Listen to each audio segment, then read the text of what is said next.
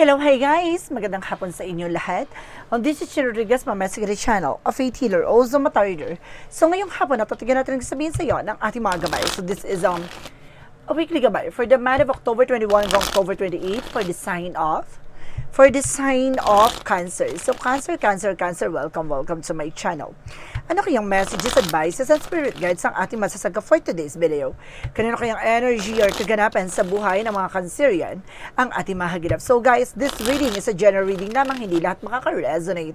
Kunin lamang po ang makaka-relate sa inyo and comment down below kung kaninong energy ang ating nasagap. Because don't forget to like and subscribe my channel and hit notification bell for more videos update. Kasi maraming salamat po sa mga walang sawang pagsuporta sa aking channel, lalo-lalo na ang hindi nag-skip ng ads. Naway pagpalain kayo ng Diyos at may kapal. Siksik, liglig, nag-uumapaw na biyayang manang balik sa inyo. So let's see guys, what is the messages advice sa iyo ng ating angel spirit for the sign of Cancer. So let's see and watch this.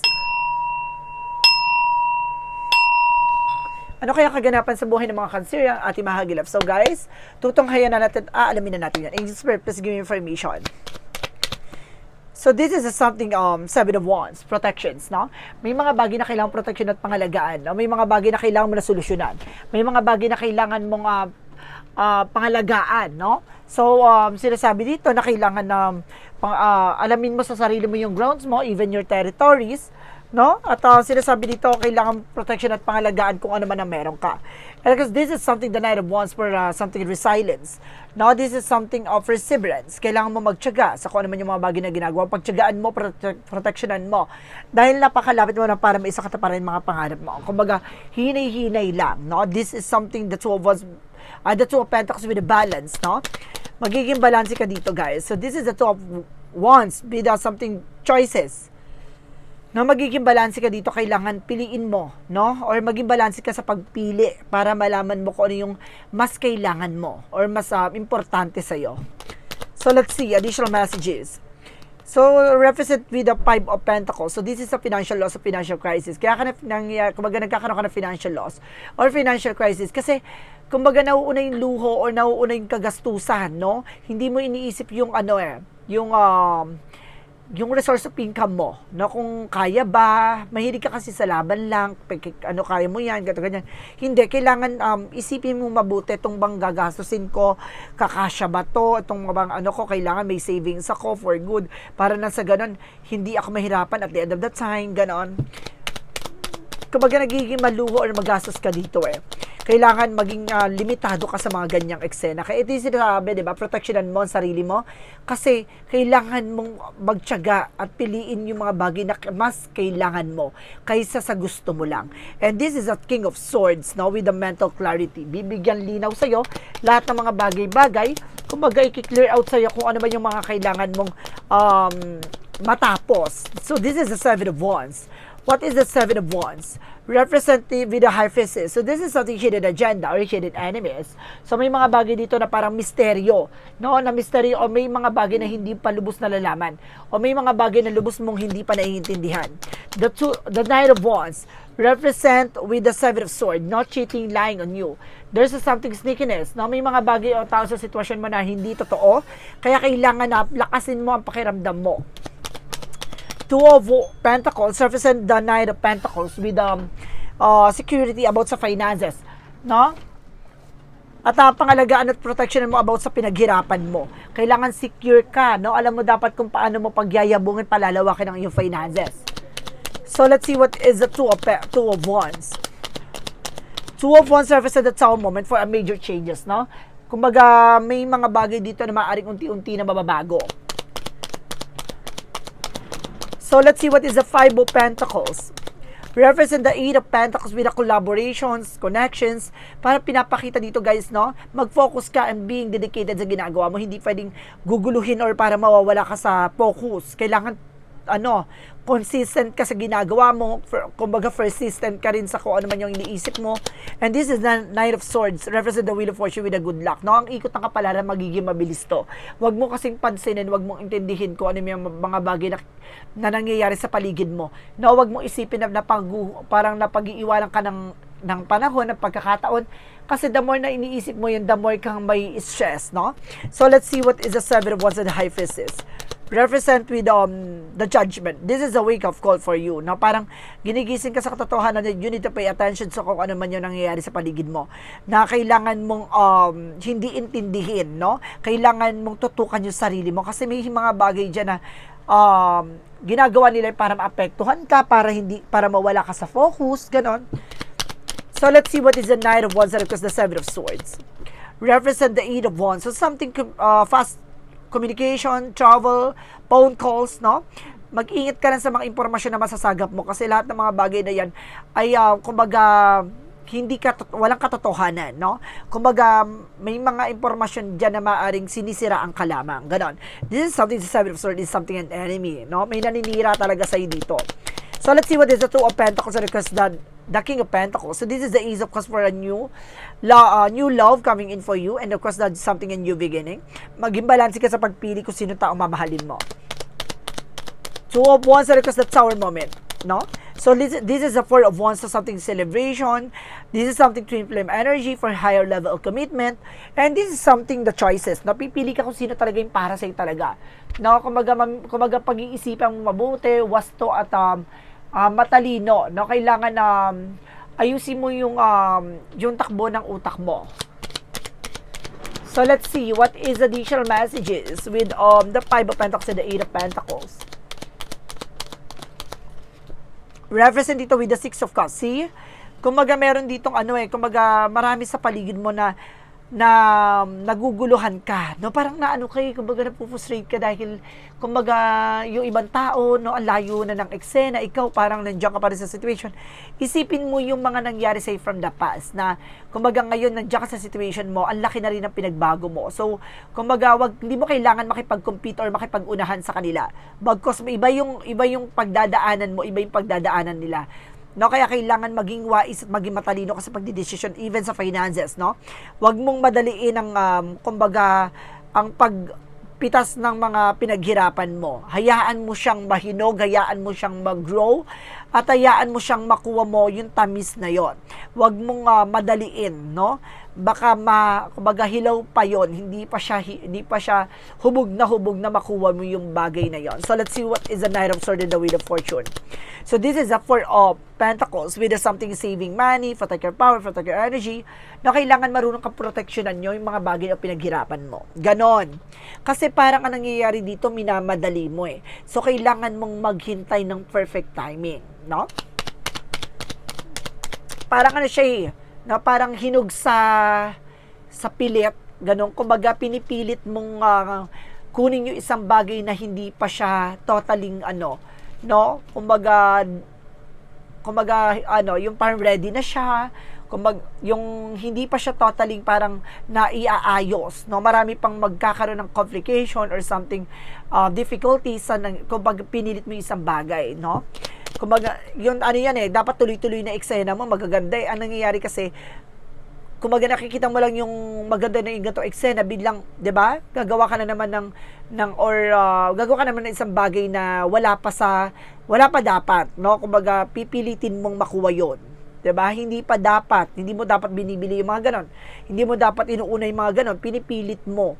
No? Kaya kailangan tuloy-tuloy ayusin mo muna yung resource of income mo, ayusin mo muna yung sistema mo, para nang sa ganun walang maging komplikasyon. No? Yung, kumbaga sa kumbaga sa prutas, no? Kailangan alam mo sa sarili mo kung saan mo siya ilalagay. Kasi the more na lagi siya nauhulog, the more siyang malalamog at marami mabubulok na parte. Ganun siya. Kumbaga kailangan stable ka muna, hindi kailangan ayusin mo muna yung finances mo para wala maging complication. Additional messages for the outcome. For the outcome, this is a star card for healing. No, magkakaroon ka na ng healing dito, something hope, may pag-asa naman talaga sa iyo at mayroong kakatuparan.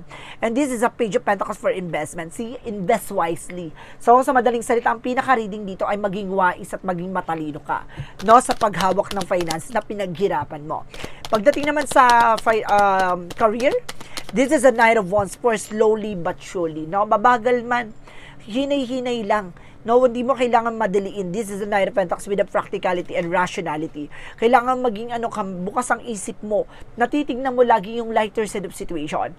Natitignan mo lagi yung possibilities, no?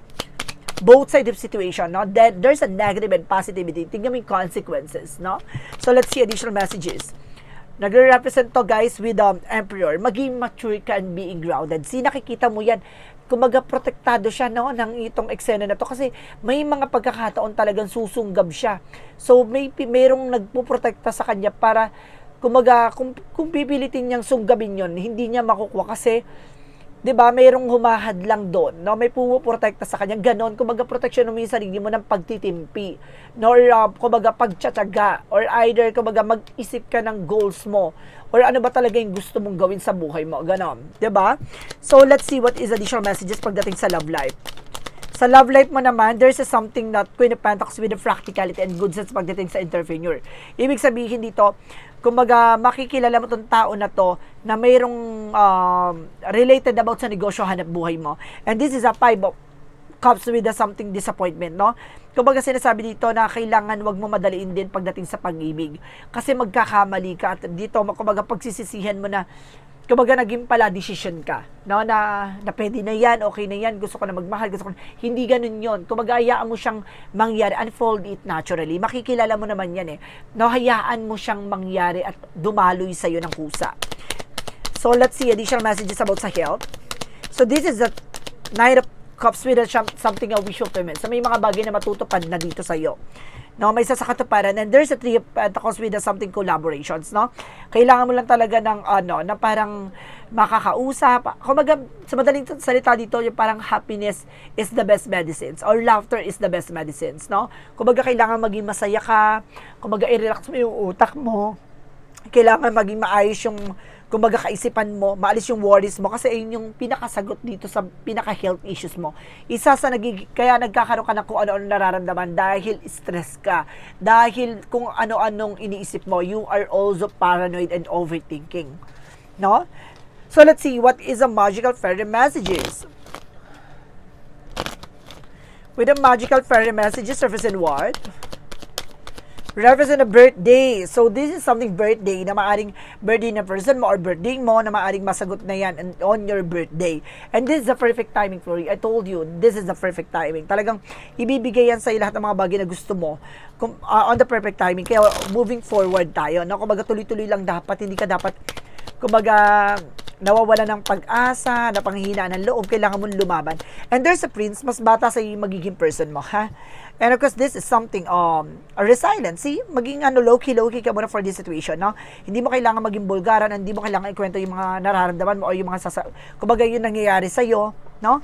Kailangan na maging private ka muna for a meantime. Now, this is something now, protecting your love, emotions. Now, sa madaling salita, protectionan mo yung sarili mo, no? And this is something rise, no? Kumbaga, after the storms, lahat ng mga unos na yan, lahat ng mga pinagdadaanan mo yan, see, rise from the ashes. Na pagkatapos mong durugin, pagkatapos mong magsakripisyo, pagkatapos mong mahirapan, at the end of the time, magta-transform ka bilang isang tao. The rise, now rising from the ashes. Now, this is something, a transformation, no, that lead you from a successful person. So, let's see what is the yin and yang oracle card. Diba? Kailangan mo lang maghintay ng perfect time o maghintay ng pagkakataon. Hindi pwede maghintay ka na maghintay lang. Diba? Syempre may kilos at galaw. At maging matalino at maging wais sa pagdidesisyon. No? Syempre may utak din dapat. Syempre at the same time, kumbaga may kilos, then of course strategy, and there's an attractions. Now you are also attracted to anyone. And there's a detached coldness. No, kung mawala ka sa mga bagay na ayaw sa'yo o tao sa'yo. No, kumbaga kung itong tao na to, parang feel mo parang hindi kayo compatible, parang hindi parang maluwag sa kalooban mo itong tao na to, parang iba yung atake sa iyo, deadma, no, toxic yan, lumayas ka diyan, ganun. Kumbaga hindi mo kailangan pagsiksikan yung sarili mo diyan. And this is a transformation. See, I told you, parang binabago ka dito, no, parang something parang nire-refresh ka dito, guys. Parang ibabalik ka dito sa eksena na bagong-bago ka na, brand new. So, let's see what is the Romance Angels with Mystic Love Oracle deck. And of course, this is something 30. No? Ngayon, pagpasok ng 30 mo, no? Kumbaga ngayon, pagpasok ng 30 pataas, kumbaga dyan na yung unti-unti nagkakaroon ka ng kumbaga, inner expansion or something inner self, na parang nakikita mo na yung sarili mo na mas magiging productive, no? Parang kailangan ganito, kailangan ganyan, ganon. Kumbaga, mas lalo ka nagiging mature. And this is something fated meeting, no? Kumbaga, dito makikilala yung taong to. 'Di ba? Dahil nagiging family-oriented ka na, hindi na yung happy-go-lucky, 'di ba? Kumbaga may purpose ka na sa buhay. So let's see what is Archangel Michael. Alam mo bakit hindi pa din binibigay sa iyo yung taong para sa iyo? Kasi ayaw na nasa taas na may problema ka na nga sa pamilya, may problema ka pa sa love life, 'di ba? Gusto niya ibigay sa iyo yung buong-buo, no? Na happiness and honor and trust your feelings. No? Lagi ka makikinig sa gut feeling mo and be gentle with yourself. Na maging ano ka sa sarili mo, no? Huwag bini-pressure, huwag masyadong dinidegrade yung sarili mo sa mga bagay-bagay. No? Masyadong mong dinadown eh. And this is you're on the right path. Nasa tamang direction ka. Kumbaga sa madaling salita, hinay-hinay lang, nasa tamang pagkakataon, nasa tamang panahon ka na. No? For chakra, in peace. See? Isa sa bagay na to ang umaharang, no? Sa pagtupad ng mga pangarap mo, o may umaharang nito. And there's a facade. Mag-ingat ka sa mga nagbabalat kayo. Mga nagpapanggap na tao or kaibigan mo. And this is enlightened. Maliliwanagan ka dito. No? Kumbaga magsisink in sa'yo lahat ng mga pangyayari na, kaya pala ganito, ganyan. No, kailangan ko talagang mag-continue what I'm doing. And of course, focus what I'm doing. Diba? So let's see what is the Moontology. Diba? It's time to release negativity. Pakawalan mo na yung drama, ego, pride. And of course, this is something that, kumaga negative, no? Yung thoughts mo, yung mga iniisip mong negativities, kailangan mo nang pakawalan nyo, hindi na siya healthy. And of step out of your comfort zone, kailangan mo nang kumawala sa comfort zone. Sana mga bagay na kinakatakutan mo. Kaya yan hinaharap sa'yo yung mga bagay na yan kasi diyan ka natatakot. No? Diyan ka gustong ihasain. No? So let's see. What is the angel's answer? No need to worry. Hindi mo kailangan mangamba. No? Kumbaga, ignorin mo ng ignore. No. Okay, no. Marunong ka dapat humindi. Hindi pwedeng laban ng laban. Kailangan hindi. Kung hindi kaya, wag. Kung hindi kaya, pass. Ganon. And this is a no need to worry. No? Kumbaga, hindi mo kailangan mangamba and listen to your intuition. Makinig ka sa gut feeling mo. Makinig ka sa visions mo. So, let's see what is additional messages. With an energy. And there's a magician and reflections. Magician and the mirror. See? Kung ano yung mga bagay na gagawin mo, magre-reflect sa'yo. So, kaya kailangan maghinay-hinay sa lahat ng kilos at galaw. Gamayan, pag-aralan, pag-isipan. No? Ang Cancerian is very analytic person. Napaka magaling mag-analyze niyan and mag-visualize. So, gamitin mo yan. No? And this is something anxieties. Yun nga, dahil dun sa pagiging analytic and pagiging magaling siya mag-analyze, mag-visualize. This is something anxieties and overthinking. Yun, dun siya nai-stress. No, sa pag-iisip ng kung ano-ano. Pero yung sinasabi na balance eh. Gamitin mo na tama. This is something action, di ba? Kumilos, gumalaw.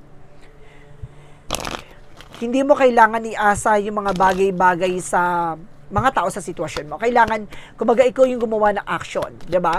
Pagsubok ng Panginoon yan, 'di ba? Yung mga bagay yan na nararamdaman mo, nararanasan mo, pagsubok sa yan kung kaya mo man lagpasan. And this is a harvest moment, no? Maraming bagay na mag-harvest ka na.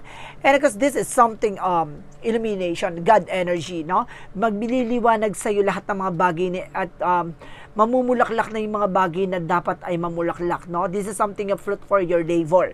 And this is something spring with awakening, no? Kumbaga, ginigising ka sa katotohanan na you need to pay attention, no? Ito na talaga ang real life, no? Ito na yung totoong buhay.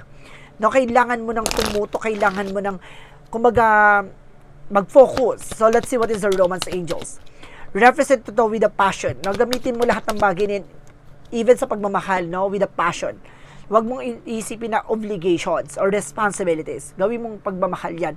Now, the more na yung ginagamit mo yung pagmamahal sa pagtulong na yan, the more na parang magtutuloy-tuloy yung blessing sa'yo. And this is something attractions. Not you are also being attracted to anyone. This is a magnetic attractions, pag-ibig man yan or finances. No? Kumbaga, kapag yan ginamit mo with the love, kasi sigad kasi sa puso tayo nakikipag-ugnayan. When it comes for love, yung kapag yun ang ginamit mo, this is something flow. Dadaloy siya ng kusa. Additional messages, no? So, this is something discipline. Kailangan mo rin magkaroon ng disiplina sa sarili mo. Hindi pwedeng ura-urada. Hindi pwedeng bira ng bira. And this is acceptance, no? Marunong ka dapat tumanggap ng pagkatalo. Marunong ka dapat tumanggap ng rejection. Marunong ka dapat tumanggap ng ng pagkakamali. No, hindi mo dapat sinisingkit sa utak mo na nag-failed ka, nagkamali ka sa ganitong bagay, no? Marunong ka dapat harapin yon. And this is something empathy. Titingnan mo yung both side of situation, di ba? Kung magaganon ka, dapat mag-isip. Alisin mo na yung, kumbaga, negativities, no?